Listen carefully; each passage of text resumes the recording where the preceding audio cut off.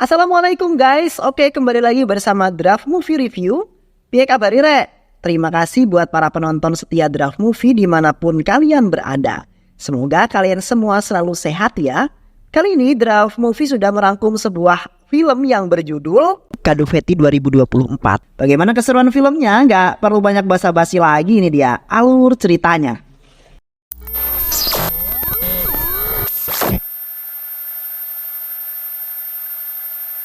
Di kota Hyderabad terlihat seorang wanita berparas cantik dan baik hati bernama Inaya, yang merupakan putri sulung Raja Manicam yang berkehidupan sangat sederhana.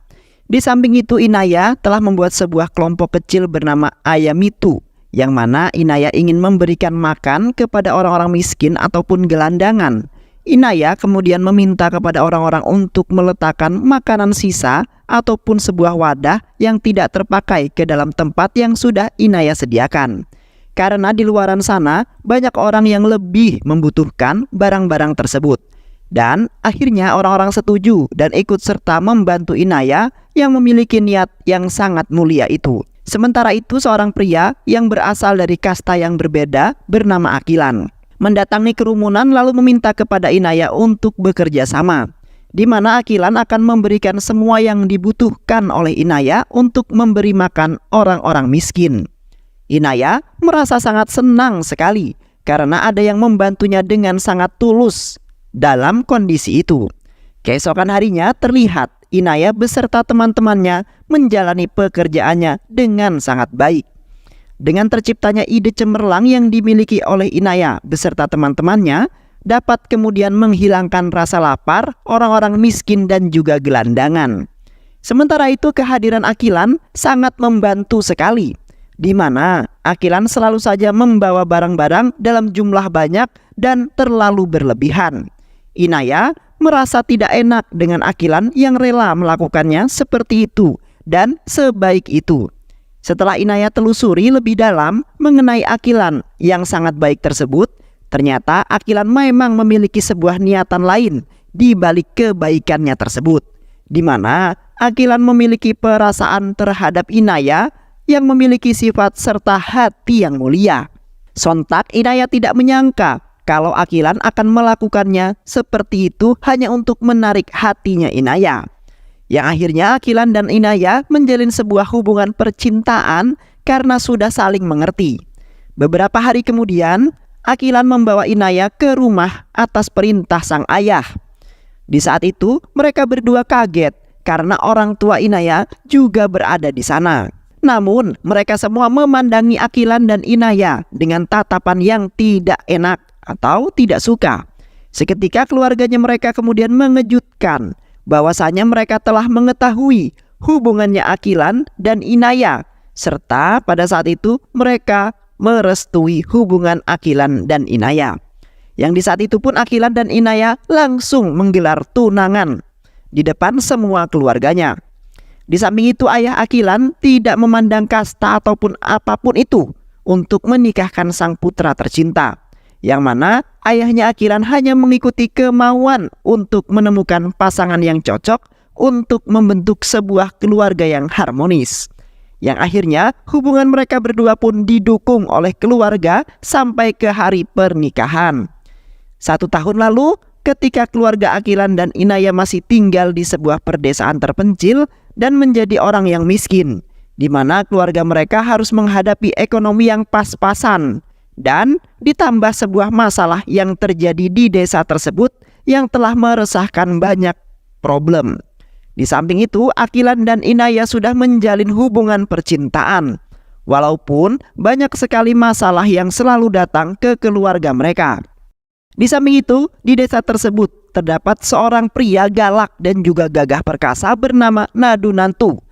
Nadunantu adalah orang yang ditakuti oleh penduduk desa, bahkan para polisi. Di mana Nadunantu adalah anak dari seorang panchayat desa yang sangat adil.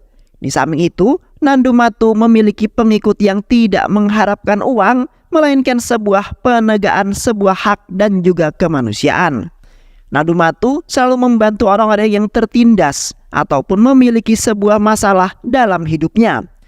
Nandumatu tidak segan-segan membunuh orang yang mencoba menindas ataupun melukai pengikutnya dan juga para penduduk desa yang tidak bersalah.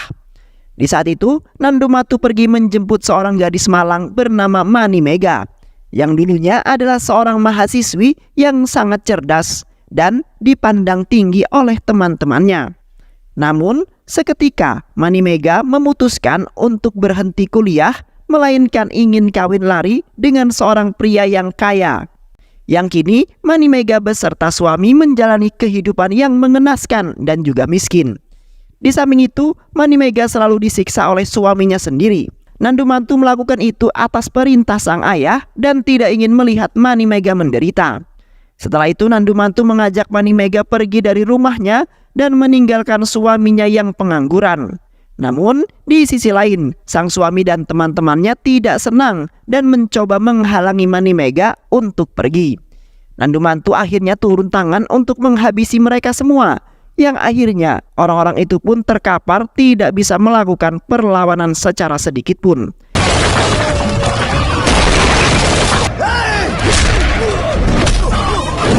Dan setelah itu, Nandumatu dengan senang hati membawa pulang Manimega. Sesampainya Nandumatu di rumah, Nandumatu disambut oleh sang istri dengan sangat mengerikan, yang tiba-tiba menodongkan sebuah parang ke lehernya Nandumatu. Istrinya Nandumatu selalu saja membuat Nandumatu geleng-geleng kepala karena ulahnya. Namun, sang istri sangat sayang sekali terhadap Nandumatu yang mencintainya tanpa memandang apapun. Di samping itu, Nandumatu sangat baik hati dan bersosialisasi terhadap rakyatnya.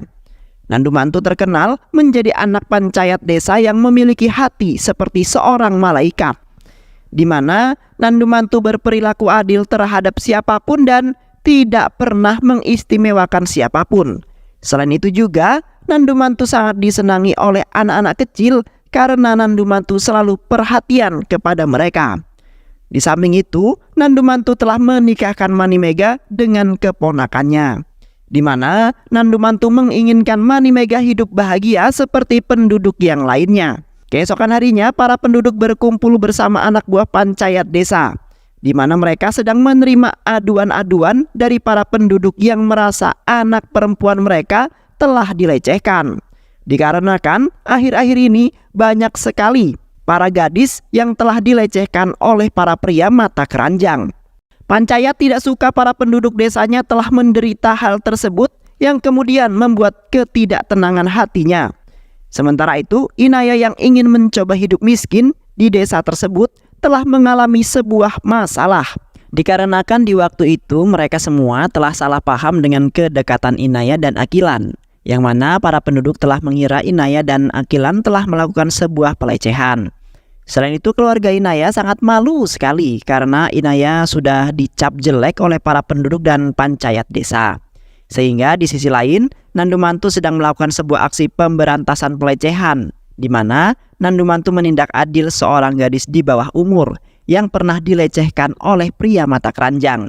Nandumatu telah memerintahkan gadis itu untuk berperilaku keras, di mana gadis itu menebas tangan pria itu menggunakan parangnya Nandumatu. Di samping itu, Nandumatu memberitahu gadis tersebut untuk menjadi seorang wanita yang berani dan juga gagah dan tak takut dengan apapun. Yang akhirnya Nandumatu perlahan-lahan memberantas pelecehan para gadis yang telah terjadi di desanya. Beberapa hari kemudian, Raja Nikam diajak kumpul bersama anak buah panchayat desa untuk membicarakan permasalahan Inaya. Penduduk desa merasa kehormatan desa mereka telah diinjak-injak oleh Inaya yang melakukan hubungan yang terlarang, yang mana mereka meminta kepada Raja Nikam untuk membunuh putrinya agar tidak mengundang sebuah masalah yang besar. Namun, di saat itu Raja Nikam menguatkan dirinya untuk meminta kepada anak buah panchayat desa agar mengatasi sebuah masalah tersebut, karena Raja Nikam sudah pasrah dan merelakan putrinya dibunuh karena Raja Nikam merasa keluarganya sudah dipermalukan. Namun Raja Nikam sebenarnya merasa tidak tega untuk melakukan hal tersebut, dan ia hanya terpaksa saja. Di pagi harinya, terlihat Nandumatu dan ayahnya dan para pengikut yang kemudian membawa parang dan juga yang lainnya. Telah beramai-ramai mendatangi para polisi di tempat biasa mereka melakukan sebuah kampanye. Yang di saat itu ayahnya Nandumantu telah dihianati oleh seseorang yang ingin memenjarakannya, di mana Nandumantu telah membunuh beberapa orang yang menurut pengkhianat tidak bersalah. Padahal Nandumantu perlahan demi perlahan memberantas pelecehan seksual yang telah terjadi di desanya. Namun kini para polisi itu telah salah paham dan mempercayai orang yang salah. Dengan keyakinan yang kuat dan keberanian, Nandumantu beserta sang ayah tidak takut sama sekali dengan ancaman apapun. Seketika ayahnya Nandumantu langsung membangkitkan semangat para penduduk untuk membantu dirinya. Nandumantu juga telah menghiraukan perkataan para polisi itu yang sama sekali tidak membuat Nandumantu takut sedikit pun. Yang akhirnya secara bersama-sama Nandumantu, ayahnya dan para penduduk melawan pengkhianat yang ingin menghancurkan desa mereka. Namun di saat itu usaha mereka hanyalah sebuah sia-sia karena Nandumantu telah ditangkap oleh para polisi melalui jalur hukum dan Nandumantu tidak bisa apa-apa. Sesampainya Raja Nikam di rumah, Raja Nikam langsung membuatkan ayam kari yang merupakan makanan kesukaan putrinya yaitu Inaya. Namun di saat itu Raja Nikam telah mencampurkan sebuah obat pestisida ke dalam makanan tersebut, di mana Raja Nikam tidak mempunyai pilihan lain karena Raja Nikam tidak ingin melihat sang putrinya dibunuh oleh orang lain. Dan itu semua adalah permintaan Inaya yang sudah merasa bersalah dan telah mempermalukan keluarganya. Inaya melakukan itu semua karena sudah malu dan demi mengembalikan nama baik keluarganya lagi. Inaya kemudian memakan sangat lahap makanan tersebut dan sudah pasrah dengan apa yang terjadi. Yang akhirnya Inaya tewas di malam itu juga dengan sangat mengenaskan. Di malam itu Raja Nikam merasa bersalah karena telah membunuh putri kesayangannya. Seketika Raja Nikam teringat kisah putrinya yang sangat bahagia sebelum berpacaran dengan Akilan. Di waktu itu Inaya adalah anak yang sangat baik dan juga penurut. Inaya tidak pernah melanjutkan sekolahnya lagi karena tidak memiliki biaya dan memilih belajar menjadi seorang penjahit. Di mana Inaya adalah seorang yang tidak pernah putus asa walaupun masalahnya terus-terusan datang. Inaya tetap berjuang untuk mewujudkan impiannya untuk membanggakan kedua orang tua tercintanya. Di saat itu Inaya baru saja mendapatkan sebuah masalah, di mana Inaya bermasalah dengan ibunya Akilan dan belum mengetahui dan bertemu Akilan sama sekali. Inaya panik karena ibunya Akilan terus-terusan memarahinya karena Inaya belum memulangkan wadahnya. Dengan hati yang tulus, Akilan melindungi Inaya dari amukan sang ibu dan mengatakan bahwa Akilan telah menghilangkan wadahnya. Namun Inaya merasa tidak enak dan berhutang budi dengan Akilan, yang telah membantu dirinya. Di setiap harinya Akilan selalu menemui Inaya dimanapun ia berada. Akilan ingin menyatakan perasaan yang setulus hati telah mencintai Inaya. Namun Inaya belum bisa menerima perasaan cintanya Akilan karena ia baru saja kenal dan bertemu dengan Akilan. Dengan terpaksa, Akilan kemudian membeset tangannya menggunakan sebuah pisau di hadapannya, di mana itu disaksikan oleh Inaya untuk bukti nyata bahwa Akilan memang benar-benar mencintai Inaya. Seketika Inaya lari dari kenyataan dan menghiraukan Akilan yang bertingkah dengan sangat aneh, karena Inaya belum siap menerima cintanya Akilan. Beberapa hari kemudian, Inaya menemui Akilan yang hendak bunuh diri karena cintanya belum juga diterima oleh Inaya. Inaya kemudian menghampiri Akilan lalu menamparnya karena Akilan sudah sangat gila mencintai dirinya. Dan setelah itu Inaya pergi dari hadapan Akilan dengan senyum yang sangat lebar dan sangat manis, yang mana telah menandakan bahwa Inaya telah menerima cinta matinya Akilan yang setulus hati. Di malam itu keluarga Inaya lalu menyalahkan Raja Nikam yang tega membunuh putrinya. Namun tiba-tiba saja Inaya terbangun dan ternyata Inaya tidak tewas, yang mana di waktu Raja Nikam tidak mencampurkan obat pestisida ke dalam makanan Inaya, karena Raja Nikam tidak tega melihat putrinya tewas di tangan ayahnya sendiri yang telah membesarkan putrinya dengan penuh kasih sayang. Di saat itu pun Raja Nikam dan istrinya berlari ke arah luar karena Jayakodi berteriak minta tolong. Yang ternyata Jayakodi telah terkapar dengan mulutnya yang mengeluarkan busa, di mana Jayakodi rela mencampurkan pestisida ke dalam makanan yang ia makan. Jayakodi terpaksa melakukan hal tersebut karena yang akan membayar semua kesalahan kakaknya yaitu Inaya, Raja Nikam, kemudian menjelaskan kepada Jayakodi bahwa ayahnya tidak melakukan hal tersebut karena ia sangat menyayangi kedua putri tercintanya yang sangat baik hati. Namun semua penjelasan itu tidak dapat mengembalikan Jayakodi menjadi lebih baik, yang akhirnya Jayakodi tewas di pangkuan sang ayah dan tepat di hadapan ibunya. Di malam itu Raja Nikam langsung mengemas-ngemas barang-barangnya Inaya. Raja Nikam kemudian membawa pergi Inaya dari desa tersebut sebelum fajar terbit. Karena anak buah pencahat desa akan datang ke rumah untuk melihat Inaya yang sudah tewas. Raja Nikam ingin putrinya hidup dengan tenang walaupun di atas penderitaan keluarganya. Terlihat Raja Nikam, Inaya dan saudara laki-lakinya yaitu Putra berjalan sangat jauh untuk pergi ke perbatasan, di mana Inaya akan selamat dari kejaran para anak buah pencahat desa. Di saat itu kebetulan Akilan lewat di tempat tersebut dan tidak menyangka kalau Inaya masih hidup. Raja Nikam kemudian menyerahkan Inaya kepada Akilan agar bisa membawanya untuk pergi. Karena Akilan adalah harapan satu-satunya yang dapat menyelamatkan Inaya. Di samping itu juga Raja Nikam mengatakan bahwa ia telah merestui hubungan mereka. Raja Nikam juga ingin melihat Akilan dan Inaya hidup dengan sangat bahagia. Dan setelah itu Akilan membawa Inaya pergi keluar dari desa tersebut. Di pagi harinya terlihat Akilan dan Inaya berada di desa tersebut lagi bersama penduduk yang lain yang terluka, di mana Akilan tidak membawa Inaya pergi dari desa tersebut. Tak lama kemudian seorang pria yang merupakan politisi mendatangi desa tersebut, di mana pria itu pernah mengkhianati pencahat desa yaitu ayahnya Nandamutu dan telah memenjarakan Nandamutu. Pria itu kemudian menghampiri Akilan untuk menepati janjinya, di mana pria itu memberikan bayaran kepada Akilan karena telah membawa Inaya ke hadapannya. Yang ternyata Akilan tidak mencintai Inaya melainkan karena uang. Sontak ayahnya tidak menyangka putranya telah melakukan hal tersebut demi uang. Namun seketika Akilan berubah pikiran karena ia sudah terlanjur mencintai Inaya. Ayahnya Akilan seketika bahagia karena putranya tidak sejahat itu, yang kemudian memerintahkan Akilan untuk membawa Inaya keluar dari desa yang mana adalah keinginan sang ayah. Dan setelah itu Akilan membawa Inaya pergi ke kota. Beberapa bulan kemudian Akilan dan Inaya sudah berada di kota dan sudah melangsungkan sebuah pernikahan, di mana Inaya telah mengandung dan sebentar lagi ingin melahirkan. Di kota, Akilan dan Inaya hidup dengan tenang, aman, dan juga damai, di mana tidak ada lagi gangguan lagi.